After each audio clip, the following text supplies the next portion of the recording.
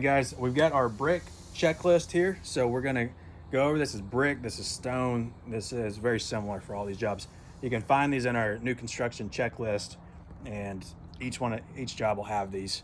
So make sure you duplicate it and put the street name in front of it, and then we got the checklist for that everybody can reference. Of course, nobody gets paid until the worker and the manager have signed off on everything. This is really what determines who gets paid and when they get paid.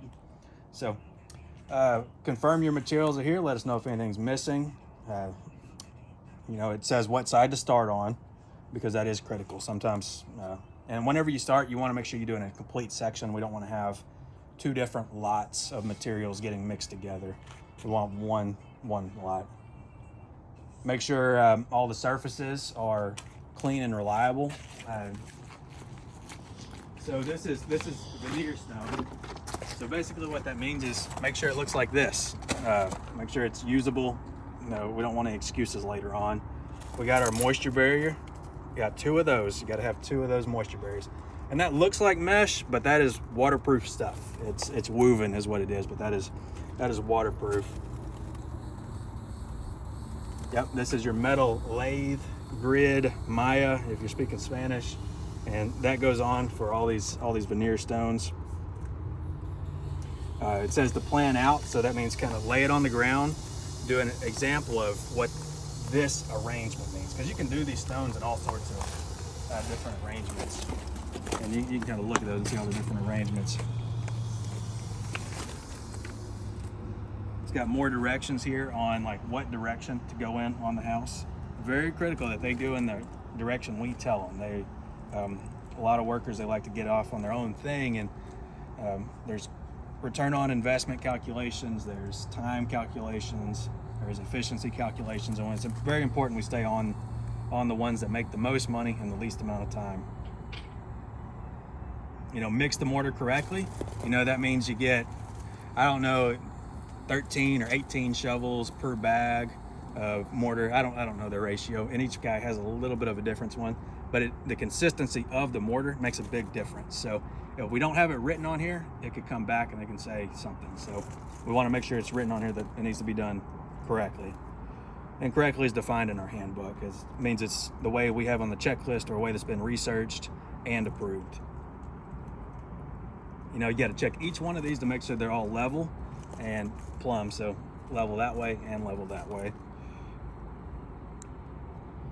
On the window cuts, we can go back here and look at some of these window cuts and see how they look. And I'll walk faster. I want the video to be short.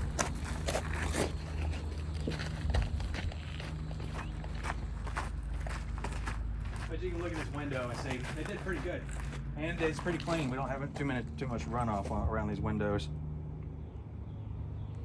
Cut the stone in one place. They did do that, so that way we have a mess in just one area of the property. Our area was over there by the dumpster.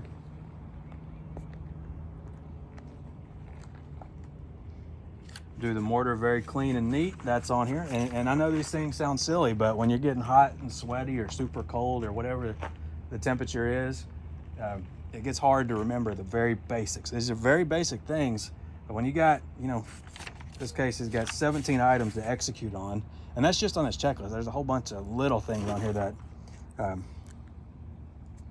and they do have to put the Maya, the grid on for 1 day, let it cure, and then they got to come back and then they got to put all the stones on for 1 day, let that cure, and then they come back, and it's just like decorating a cupcake or a cake, and they come through and it's the same cone bag shaped, and then they put all that mortar in between.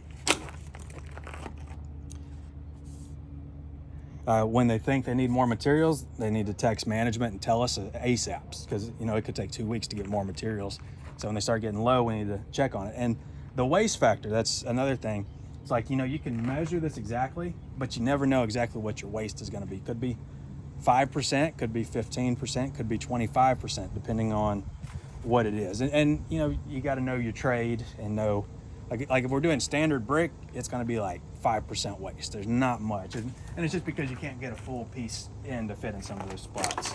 But if you're doing sheetrock, it could be like 15%, because there's you know, there's a lot bigger areas, and by the time you cut to use all the material, you're going to spend more money and labor on doing the joints to make it look smooth. Trash and the dumpster every night. They've executed on that, and when you're done, everything needs to get raked and cleaned up, so that way it looks good.